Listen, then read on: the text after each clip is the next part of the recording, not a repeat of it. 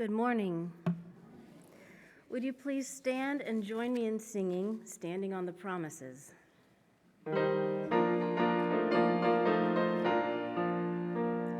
Standing on the promises of Christ my King, through eternal ages let his praises ring. Glory in the highest I will shout and sing, standing on the promises of God.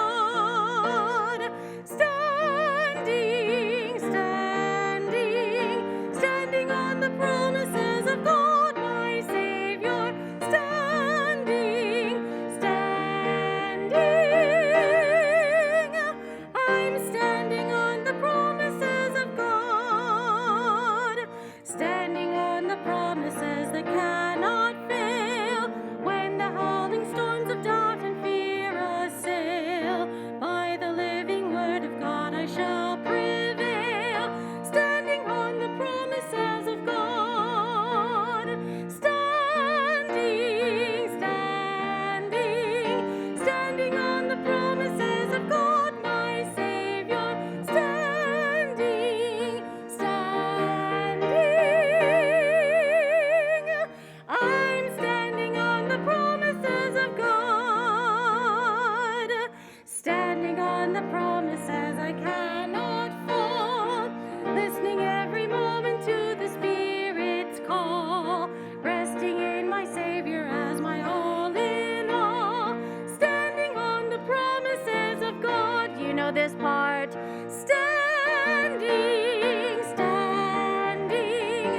Standing on the promises of God, my Savior. Standing. I'm standing on the promises of God. You may be seated. Welcome to Hillcrest Christian Church. We are so glad that you have chosen to worship with us, whether you're in the sanctuary or via live stream or in person. For those of you at home, we encourage you to take a moment to prepare whatever elements best represent for you the bread and the cup, as we will be sharing in Holy Communion later in the service. Would you pray with me? Ever-calling God, we give thanks that you have gathered us into your church and graced us with your faithful presence. We ponder our history, ancient and still developing, and marvel at the many expressions of your church. Grant us the vision to be a part of a new reformation for the church that will bring ever more joy and justice to the world. To continue to gather us, the diverse lot of us, into Jesus' vision and dream, that your faithful people may be one in you. Amen. Amen. Good morning, church. We're glad that you're with us here in our sanctuary and, of course, at home online. We're grateful that you've chosen to worship with us and hope that you'll feel God's Spirit moving among us as we praise God together today. We always want to take a moment to recognize any guests or visitors this morning. We do have, they're not visitors, but they're returning members. Doug and Kay Newman are here. Good to have you guys back with us. Anyone else this morning? We're glad that all of you are, oh, I'm sorry. Yes, Amanda. This is my daughter-in-law, Barb Newitt, and she's visiting us from Sioux Falls. Welcome, Barb. I think that's it. Okay, we're glad all of you are here. Just a couple of quick announcements. Our ministry council will meet today at noon. Monday, tomorrow, the men's lunch will be at 11:15 at Big Biscuit at 111th and Antioch. And tomorrow evening, the Girlfriends with a Purpose, or the Women's Helping Others, they will meet at Tequila Harry's at 6:15. Next Sunday, our Senior Adult Fellowship, we have 10 of us going to the Chestnut Theater to enjoy the music of the 60s and 70s. I want to put a couple of things on your calendar. August 7th, we will be hosting one of the Tall Oaks listening sessions here in our sanctuary that afternoon. And then August 14th is another matinee day. I think the movie is yet to be determined, but put that on your calendar if you would. Any other announcements this morning? Okay.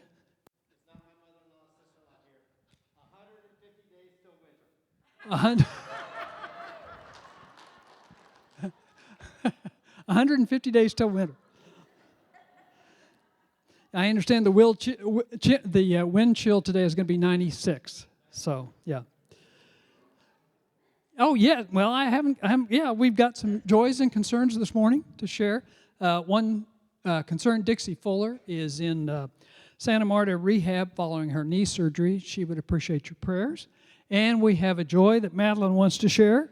On the 19th, the 20th, my baby brother Maxwell was born. Yay! Congratulations. Mother and baby are doing well? Good. And big sister too? Okay. Any other joys or concerns this morning? Debbie.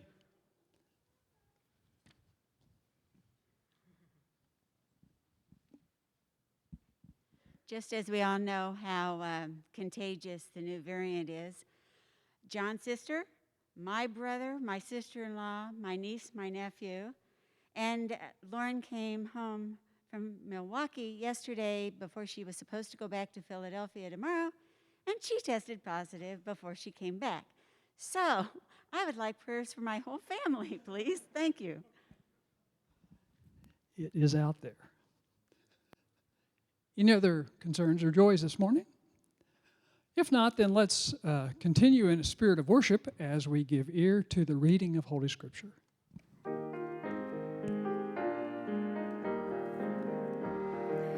Thy word is a lamp unto my feet and a light unto my path. Thy word is a lamp unto my feet and a light unto my path.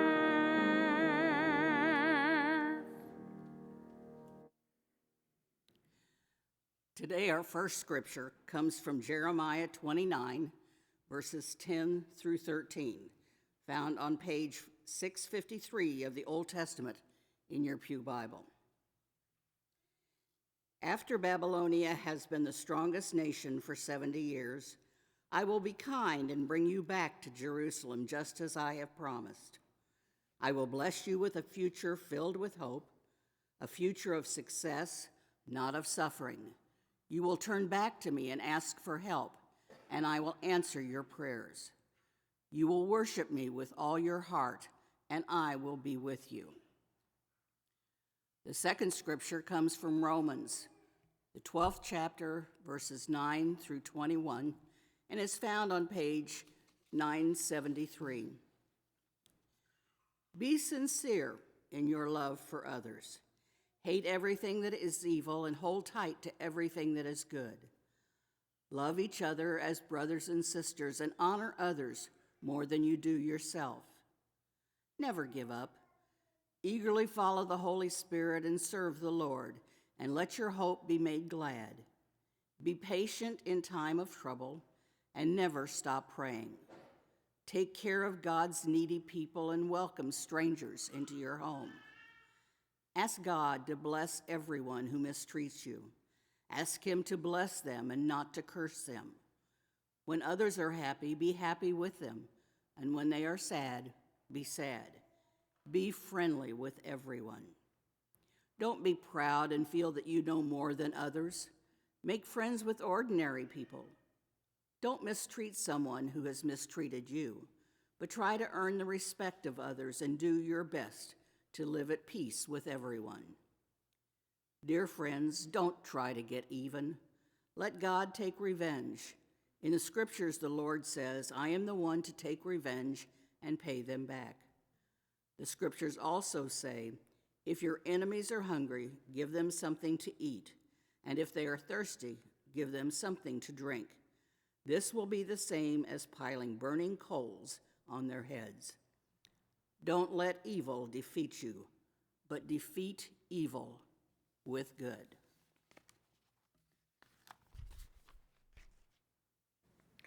Please join me in singing our prayer hymn. It's number 23 in the Purple Chalice Praise Book.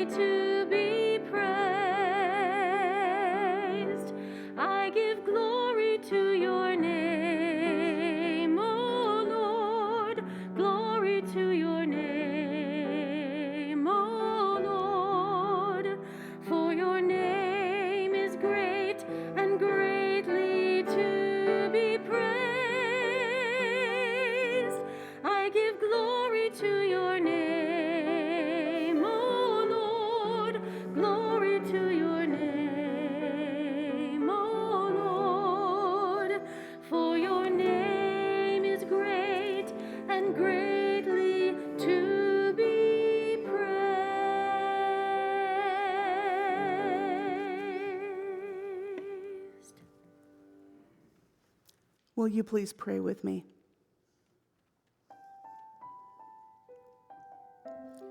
O gracious God, in love you created us, and in love you sustain us day after day. So it's with confidence that we bring our prayers to you today, knowing that you hear us, knowing that you will respond. We pray for the world around us, for the many who continue to suffer and cry out for help, for those without enough to eat, for those caught up in violence and political uprising, for those picking up the pieces after a natural disaster, and those desperate to find work to support their families. O gracious God, hear our prayer, and in your love, answer. We also pray for family and friends who are suffering, those who struggle physically or emotionally, those working to overcome and treat mental illness, those facing challenges at home or at work, those grieving the death of a loved one. O gracious God, hear our prayer, and in your love, answer. God, you have called us to pray for our enemies, to bless rather than curse those who have deliberately sought to harm us. We bring their names before you now in our hearts, those who have hurt us, those who have stolen from us or cheated us of what was rightfully ours, those who have spread rumors about us or turned our friends against us. We ask you to bless them, God. Open our hearts so that we may see them as you see them and be able to respond to them with your love. O gracious God, hear our prayer, and in your love, answer. We pray for your church around the world, that it would be a living demonstration of your coming kingdom, offering hospitality to all, ready to help in times of need, showing love to friends and enemies alike, seeking to live in peace with all. And God, we praise you for your faithful love, for the mercy that you've shown toward us. Open our eyes to recognize your presence in our lives. Give us grace to hear your call. Give us courage to follow without hesitation, knowing that your way is the only way that leads to life. This and so much more we pray to you in the name of Jesus, who taught his disciples to pray, saying, Our Father, who art in heaven, hallowed be thy name. Thy kingdom come, thy will be done, on earth as it is in heaven. Give us this day our daily bread, and forgive us our debts as we forgive our debtors. And lead us not into temptation, but deliver us from evil. For thine is the kingdom, and the power, and the glory forever. Amen.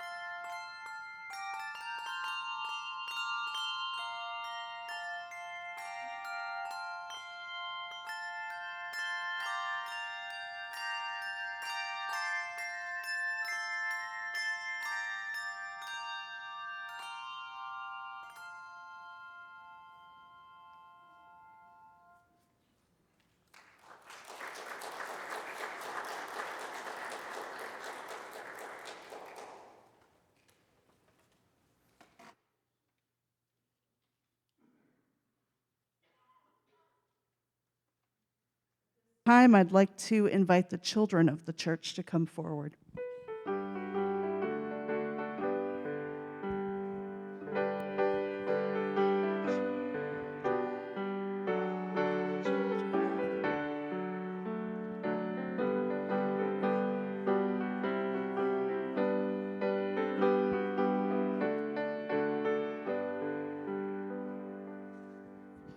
Anybody have some extra quarters?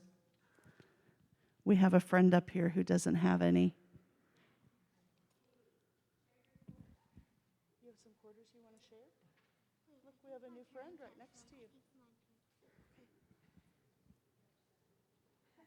We always have people who have extra quarters because they never want a kid to feel left out. Yeah. Yeah. So let me introduce you, my new friend. What's your name? Lincoln. I want to introduce you to Bacon. Bacon is the name of our pig. And we put quarters in, like Kaylee is doing right now, because all of the quarters that you bring up here each week, they end up helping people in other parts of the world to have animals that they need so that they can have fresh milk, so that they can plow their farms, so they can do all sorts of stuff. So whenever Kaylee is done, if you'd like, you are welcome to put some quarters into Bacon here. Oh, and we've done our nails this week too. I love it. Hey, Kaylee, let's make some room so that our friend can put some quarters in the pig. Can we do that? You want to help? Okay. You'll have them. Just come on up. We've got room for you. Kaylee loves this pig. Oh, they stuck. Hold on. Oh, my goodness. May I see your quarter? We're going to use one. You never thought you'd see pig surgery in the middle of church, did you? Is it still stuck? We good? Okay. There you go. Thanks for telling me, Kaylee. Thanks for interpreting. Perfect. Awesome. Thank you all for your generosity. So I have a question for you. Have you ever had a bad day? Yeah? I'm having kind of a bad day today. There's some stuff going on. I'll tell you and your parents about it a little bit during the sermon in a minute. But you know, those days that you have where just things aren't going right, everything is kind of falling apart. What do you do when you have a bad day? What makes you feel better? You know? Do your parents make you feel better? Sometimes. You don't, Oh, you don't remember the last bad day that you had. That's great. Hey, friends out here, what do you do when you've had a bad day? What makes you feel better? Potato chips. I heard that. Yeah? So sometimes it's food, candy, ice cream, read a book, a bubble bath, pet your cat or your dog. I knew that was going to come. Yeah. Hugs, right, from friends or family. Does laughing make you feel better when you've had a bad day? Right. There's something about laughing that can bring us back into how we were feeling before things went bad. So I want you to laugh with me. I'm going to tell you one joke. It's not going to be funny, but humor me, okay? So that means laugh anyway. What is black and white and black and white and black and white and black and white and black and white? A pattern, yeah. What else might it be? It's a penguin rolling down a hill. Right, so see, some of the adults who might have been having a bad day earlier, they're feeling better because they're laughing. That's okay, that's okay. I just want you to know that God gave you and you, both of you, laughter to help you feel joy when you're having a bad day. And if we're having a hard time, we can go to our friends, we can go to our family, we can laugh together and that can help us to pull out of it, okay? Let's pray together. Let's find our prayer hands. Please repeat after me, okay? Dear God, thank you for giving us laughter. Thank you for wanting us to feel happy and well and helping us to come out of bad days. Let us do these things together. Amen. Thanks for coming up, and thanks for putting some money in bacon today.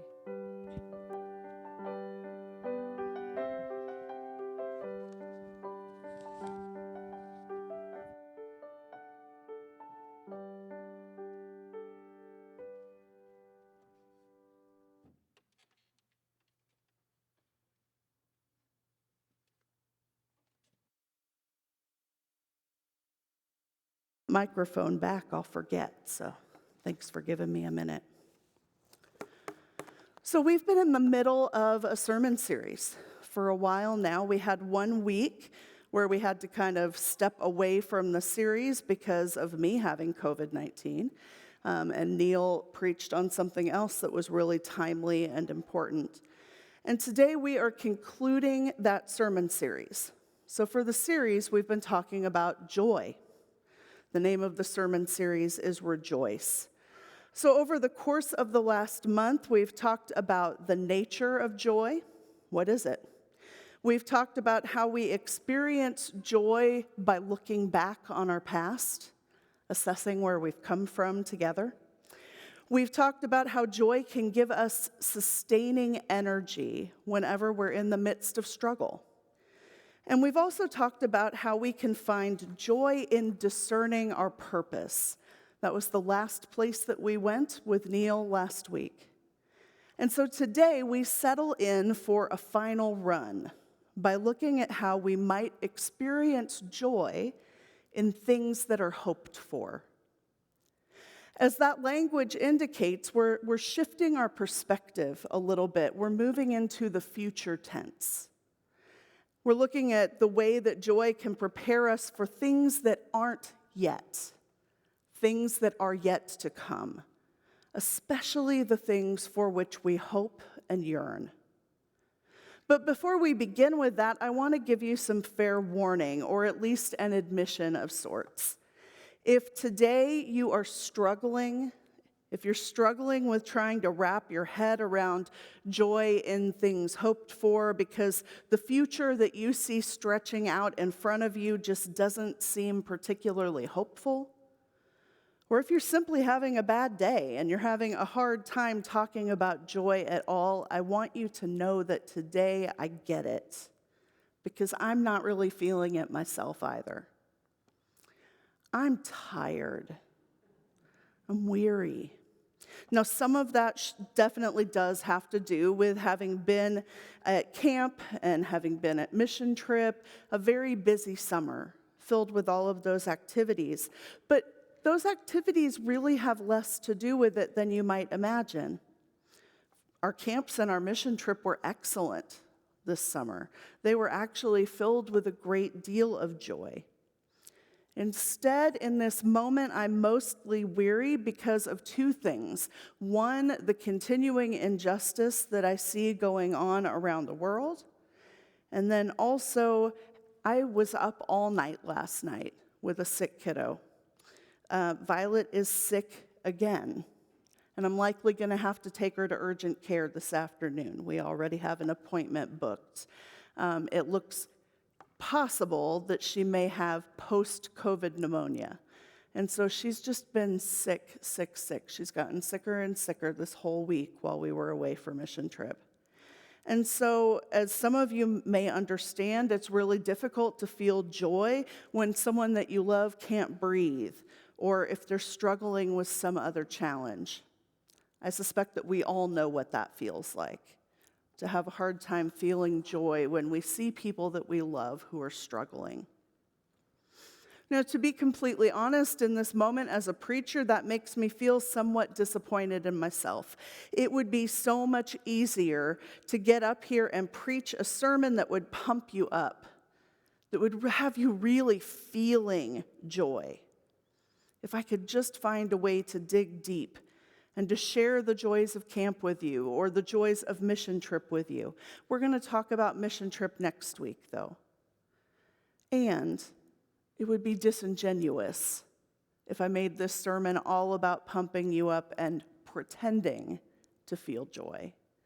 Because joy isn't something that we pretend, at least not that often. Now, sometimes we do have to fake it a little bit before we start to feel it. But I think that you deserve to know when your pastors struggle. You deserve to know that because our humanity mirrors your humanity. We're all in this together. And you know what? It's normal to feel what you feel. And so I hope by me being honest with you, that gives you some permission to be honest with other people in your life about how you're feeling or what you're not feeling if you're just not feeling joy at the moment. We all need that reminder from time to time. So today, this is what you're left with. You are left with this humble pastor, this achy, cranky, worried for my kid pastor who is operating from a sleep deficit that rivals any parent of a newborn. What could I possibly say about finding joy in things hoped for? Well, first of all, when our own words and our feelings and our thought processes fail us, a good starting point is to turn to Scripture. In today's first scripture, that one that comes from Jeremiah 29, verses 10 to 13, God uses the prophet Jeremiah to tell the people that while the Babylonians would be top dog for 70 plus years, the day would come. The day would come when their ancestors would be taken home to Jerusalem, to that holy city that they longed to be in, that holy city that was truly the joy of their hearts. And while that doesn't undo the reality that 70 years more in Babylon means that there are multiple generations of people living the pain of captivity who are probably never going to see the end of that captivity, it's still news that brings rejoicing to the hearts of the people because the people know that God still cares about them and because they know now that it is possible that their children, or at the very least their grandchildren and their great-grandchildren, will see that holy city again. They won't see it, but their grandkids and their great-grandkids will. In spite of a difficult situation, they're able to find joy in their future for these things that have been hoped for so long because they know that God is with them, working towards that future. Now, much later in the Bible, in our second scripture, Paul's letter to the Romans, we get chapter 12, verses 9 to 21.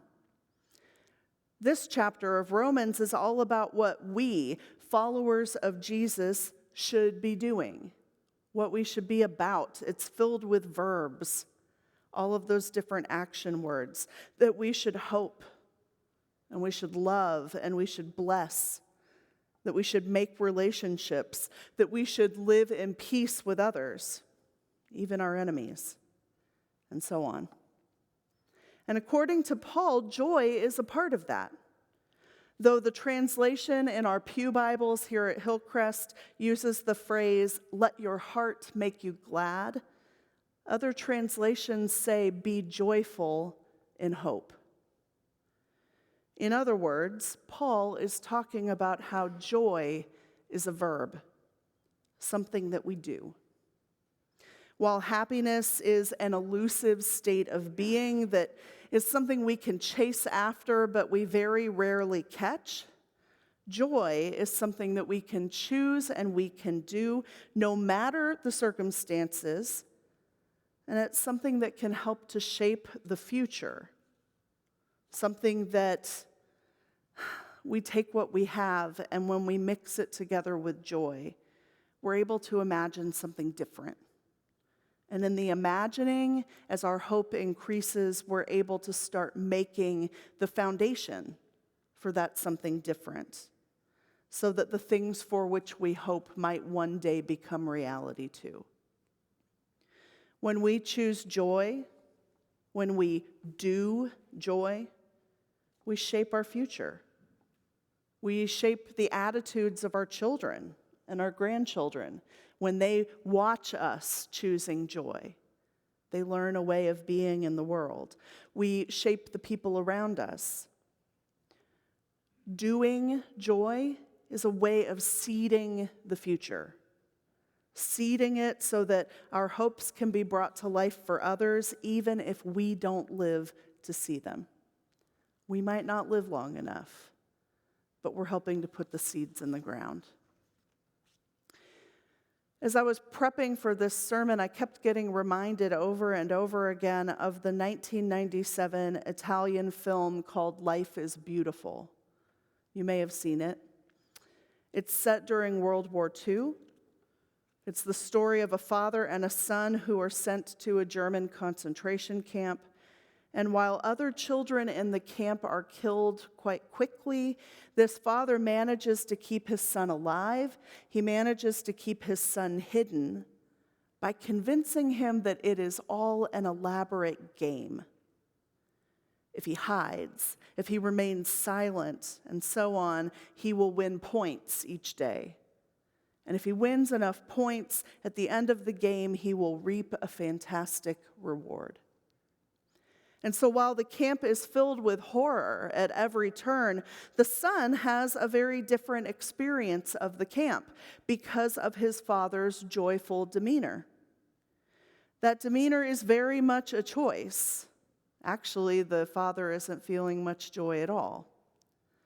But the demeanor is a choice, one that instead of coming from serendipitous moments of beauty, for example, instead is born of the father's active choosing for the sake of his child. And that choice not only ends up saving his son, yes, I know that's a spoiler, but there are lots of other things that happen in the movie. It not only saves his son, but it allows his son to view things very differently on into adulthood. Both he and his future are different because his father chose to create and to model joy in the most extreme, the most dire of circumstances. Now, while it is my sincere hope that none of us ever face difficulties or challenges that extreme, I know that the same choice faces us at various points throughout our lives. When we face major health challenges, when we engage in struggles for justice and mercy in the world, when those who would harm us with a weapon or a word end up coming at us, when they come a-hunting. In those situations, we have an opportunity to choose joy and consequently to hope. Joy is related to hope because when we choose to see and experience it, we open ourselves up to God's possibilities for the future. Possibilities that go far beyond the wounding of our past or the suffering of our present. That joyful hope is what allows us to treat our enemies differently than they treat us. It's what allows us to choose paths of peace instead of paths of retaliation and vengeance. Because we believe that God really is doing something new, and God really is working with us towards a better future, we are able to choose differently. As our passage from Romans concludes, don't let evil defeat you, but defeat evil with good. That's the sort of action and attitude that is only possible. It's only possible to do that when we actively choose the mindset of God. And the mindset of God is marked by joy. I think that's what it means when we say that we are finding joy in things hoped for, no matter how impossible that hoped for future might seem. no matter how impossible it seems right now. God is working on it, and God is asking us to seed that future, to help lay the foundation. Earlier in Scripture, the psalmist says that tears may flow in the night, but that joy comes in the morning. And the truth is, we may never see that morning, that future ourselves. But our children and our grandchildren and our great-grandchildren will. They'll see that future because of the way that we seed the future today. Because of how we seed it with our own joy, the joy that we choose, the joy that we do in all of our choices. Sometimes we plant trees in whose shade we will likely never sit. But let us rejoice. Let us rejoice in how tall and grand they will be after we're gone. Thanks be to God. Amen.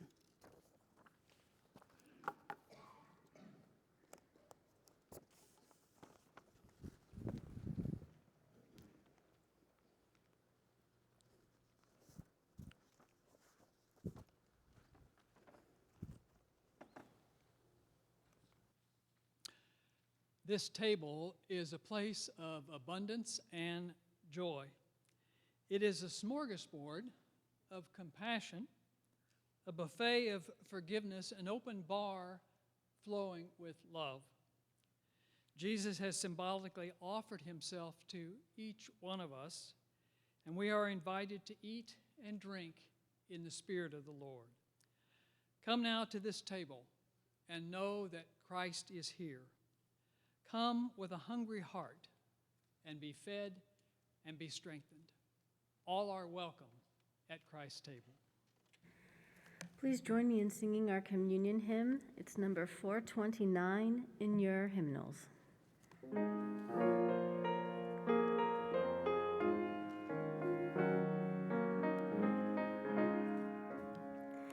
You satisfy the hungry heart with gift of finest wheat. Come give to us, O saving Lord, the bread of life to eat. With joyful lips we sing to you our praise and gratitude, that you should count us worthy, Lord, to share this heavenly food. You satisfy the hungry heart with gift of finest wheat. Come give to us, O saving Lord, the bread of life to eat.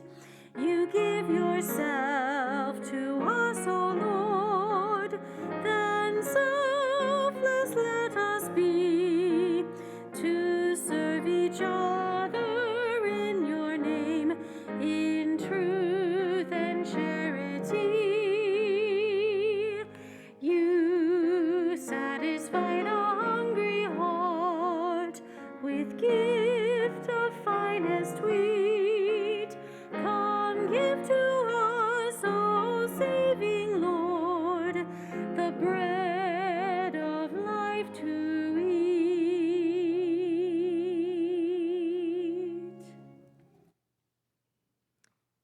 Would you pray with me, please?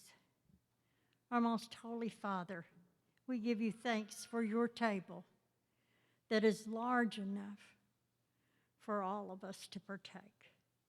Let the breaking of the bread and the cup of the blessing be for us a time of celebration, because Jesus has come and he has bid us to follow him. We strive to open ourselves to a more effective Christian commitment with the help of your Son, Jesus Christ. Please make us more grateful for everyday blessings and use us to all our capabilities, O God. In your name, we give you all the praise and glory. Amen. When Jesus was with his friends in the upper room on the last night of his life, he took some bread, he blessed it, and he broke it. And he gave it to the disciples and said, "Take and eat, for this bread is my body. It's broken for you, it's given for you. Take and eat and remember me." And then he took the cup after supper, saying, "This cup is the new agreement, the new covenant in my blood. Take and drink, all of you, in remembrance of me." The gifts of God for the people of God.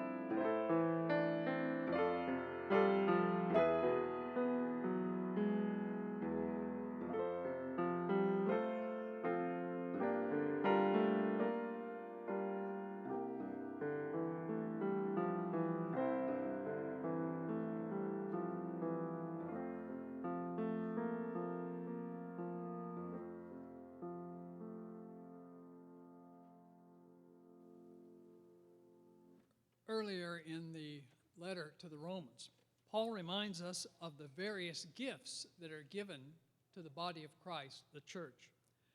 God is very generous to us and invites us to work with God in transforming God's world.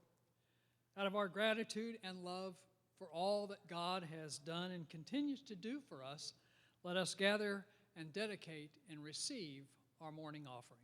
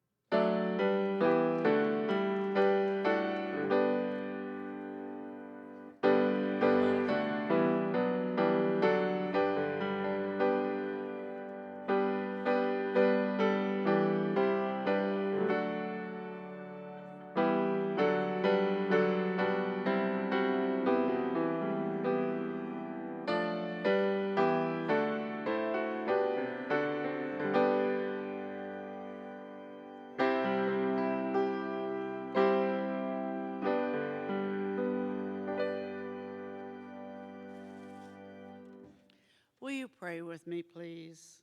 Beloved God, we bring these offerings not because anything belongs to us, but because we belong to Christ. And through his word and spirit, we belong to you. We are glad that this offering will help the church and its witnesses and ministry here and all over the world. In Jesus' name we pray. Amen. I have heard it said many times before that you can pray anywhere. You can pray in a forest. You can pray in a field. That you can worship God anywhere. You can worship God in nature. And I absolutely agree with that. But you know what you can't do while you're out appreciating a tree? You can't have somebody who shows up for you and holds your hand in a waiting room. You can't have someone who celebrates and throws a party whenever a baby is born in your family. You can't have someone who wrestles with life's heavy questions. Those things require community. And I can think of no place better to do those things than within the community of a church. If you have been looking for a church home, a place where the people will love you and surround you in that way, I humbly submit to you that Hillcrest is a good place to be. And we would love to have you and your family and your friends here with us. If you would like to join today here in person, or if you are with us online and you would like to explore membership, you can always talk with us. But the process here in person is that as we stand and we sing our hymn of commitment, you can come forward, claim the name of Jesus, that Jesus is your Lord and Savior, and that's all you got to do. We'll transfer your membership, we'll baptize you if you so wish, and from there the journey begins, and we get to walk it together. Let us now stand or continue standing and sing that hymn of commitment. It is well with my soul.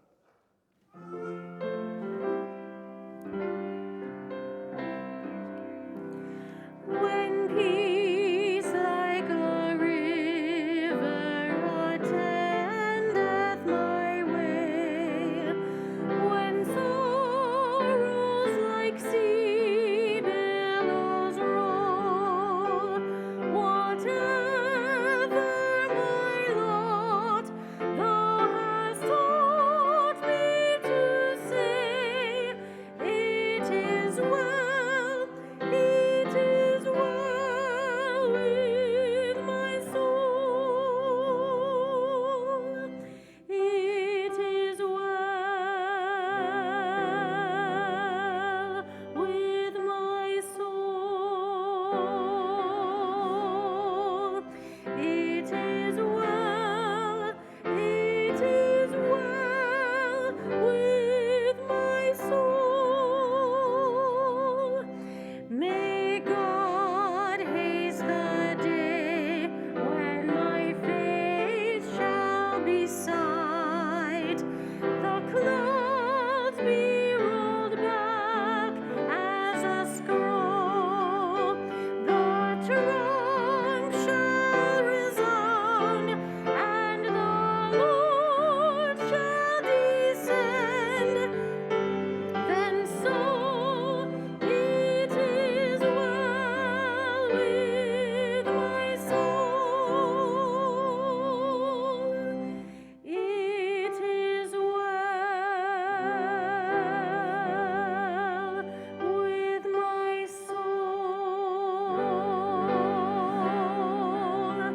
It is well, it is well with my soul.